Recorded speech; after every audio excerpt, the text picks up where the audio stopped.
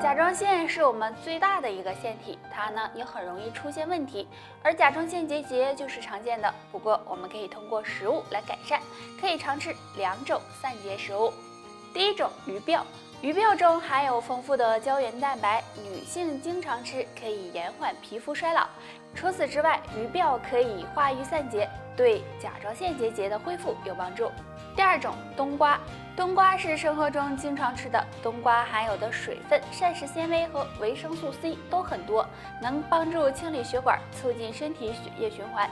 有甲状腺结节的人，经常的吃一点，有利于结节尽快消散。除了冬瓜，用蒲公英根泡水喝也能够帮助消散结节。那甲状腺呀是很脆弱的，所以呢我们要好好的保养，像烟草啊、酒精、糕点的食物能不碰还是不要碰了。对，如果家里的水管不注意清洁的话，是不是就被垃圾啊、杂质啥的堵住了？时间长了是不是还会生锈？其实啊，我们的血管呢就跟家里的水管似的，如果堵了，那对健康肯定是会有影响的呀。今天木子呢要教大家的就是可以养血管的动作，来跟我一起做吧。像我似的这样站好，然后把左脚抬起来，让右脚和右腿支撑身体，这样呢坚持一会儿。那手呢你就随便怎么放都行。再把右脚抬起来，这样天天的做5到10分钟。说白了呀，就是单脚站立。那这个动作呢，可以让血液循环的更快，能养护血管，让血管慢慢的更健康。血管健康了，到时候血栓都不敢来打扰你了。高血糖对身体都有很大危害，所以日常生活中要好好的控制好血糖。通常降血糖我们都是通过药物，其实在农村有种降糖树，用几片叶子泡水喝，对稳定血糖也有帮助。这种降糖树是一种稀有的热带植物，有很强的药用价值，原产于澳洲，不过现在农村也有人种植。这种植物的叶子可以帮助调节机体胰岛素功能的恢复，具有降低血糖的作用。大家可以用它的叶子泡水喝，能够帮助调节血糖。除此之外，这种植物对血压高、血脂高也有一定的调节作用，大家可以用它试一试，对血糖平稳有帮助。不过想要降血糖，平时呢还是要多运动锻炼，控制好体重，饮食也要特别注意，少吃含糖的食物。最重要的是按时吃降糖药，这样才能保证好身体的健康，预防并发症的出现。现在不管走到哪儿都能听见有人在说痛风。那前2天吃饭呢，就听见旁边的2个大哥在那谈论，如果出现痛风，那就像100只老虎在那撕咬你的关节一样，那滋味可真的是疼痛难忍哦。那不妨试试下面这2种茶吧，或许能够帮助到你哦。玉米须茶，玉米须晒干后用来泡水，有利尿的作用，能够促进身体的新陈代谢，有助尿酸的排泄，对预防痛风呢也有帮助。蒲公英根茶，蒲公英根呢含有丰富的营养，可以泡茶饮用，经常喝有利尿通淋的作用，可以帮助人体排泄更多的尿酸，有助预防痛风。血管就像自来水管一样，用时间长了也会出现堵塞、老化的情况。如果血管堵塞，血液变粘稠，会给身体带来很大危害。若睡觉时有2个表现，或是血管发出的暗号，别忽视了。表现1，睡觉时流口水。睡觉时突然出现流口水的情况，若排除是口腔疾病，就要小心，可能是中风引起的。若还有口角歪斜的症状，就要警惕，可能是血管堵塞了。表现2，睡觉时呼吸困难。那正常情况下，我们睡觉是不会感觉呼吸困难的。若出现这种情况，也要警惕是血管发出的暗号，及时调理。若你出现上面这2种表现，就要好好保养血管了，不妨常做下面这个小动作。这个动作就是原地小跑。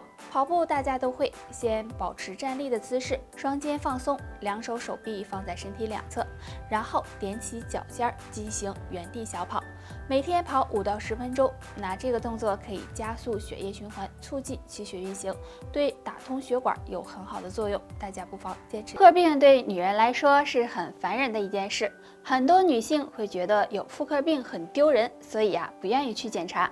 但其实如果脸上出现3个表现，就可能是被妇科病缠上了。使用再多护肤品也没用的。出现黑眼圈，如果晚上没睡好觉，或者呢经常熬夜，会出现黑眼圈的情况。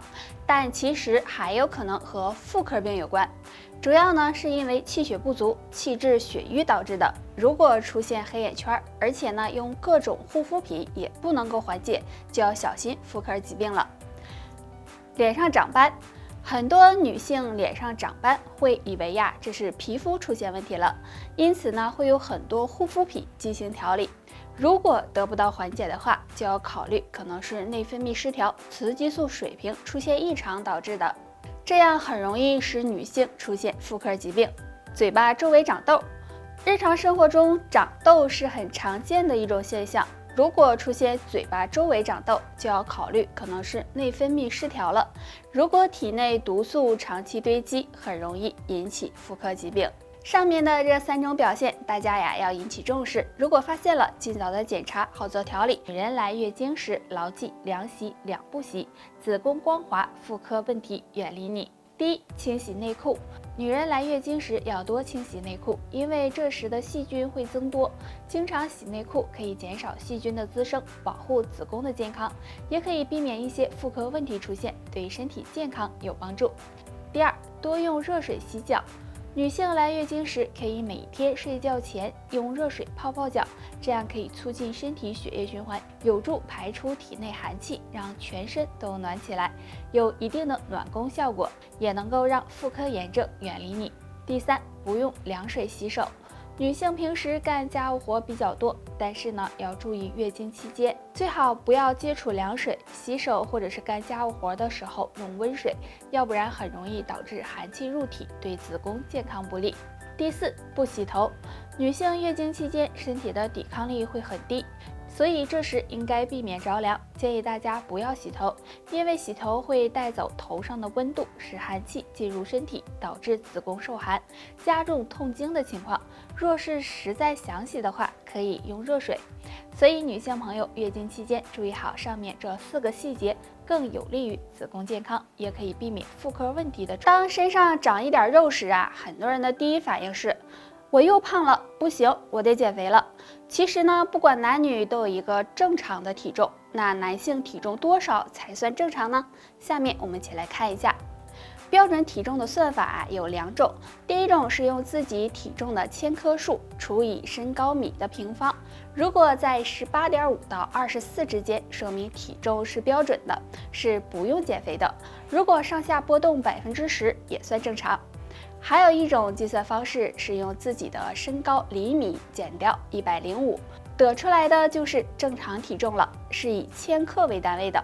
比如男性身高1.75米，那么标准体重就是175减去105，也就是70千克，140斤，也可以上下浮动10%左右。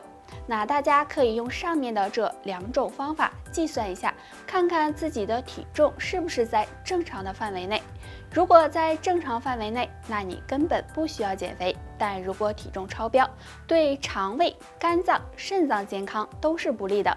所以男性朋友平时呢最好管住嘴，迈开腿，多进行运动，注意饮食规律，适当的释放压力，坚持下去，让体重慢慢达标，身体也会更健康。你这总说这表现那表现的，那血糖高的人有啥表现啊？那今天木子就给大家说2个血糖高饭后会有的表现。第一个，饭后还容易饿。血糖高的人呢，血糖呢没有被充分吸收和利用，所以饿的速度很快，刚吃完饭不一会儿也会感觉到饿。第二个，饭后总想喝水，因为血糖过高容易导致身体缺少水分，所以吃完饭后总感觉口渴难耐，总是想喝水。那如果你没有出现这2种情况，或许血糖还算平稳哦，不过也不能够掉以轻心，要多加注意才行。对于一个吃货但血糖又高的人来说最痛苦的应该就是看见自己喜欢吃的东西近在眼前却不能吃。那血糖高的人要少吃甜食，少吃含淀粉多的食物，还有呢太油腻的食物，还有下面的这2种蔬菜，喜欢吃的人要注意了。第一个要少吃菱角，菱角中含有淀粉和钾元素，很容易呢转化成葡萄糖，刺激血糖升高。所以血糖高的朋友要尽量少吃哦，不然会给身体带来伤害。第二个呀，要少吃莲藕。莲藕呢也含有大量的淀粉，而且莲藕含有的水分也比较少。血糖高的人如果经常吃，也对身体健康不利哦。所以血糖高的人啊，要少吃菱角和莲藕，你们记住了吗？得了，就叭叭到这儿吧。大家还想知道什么问题，可以给我留言哦。下期见吧，拜拜。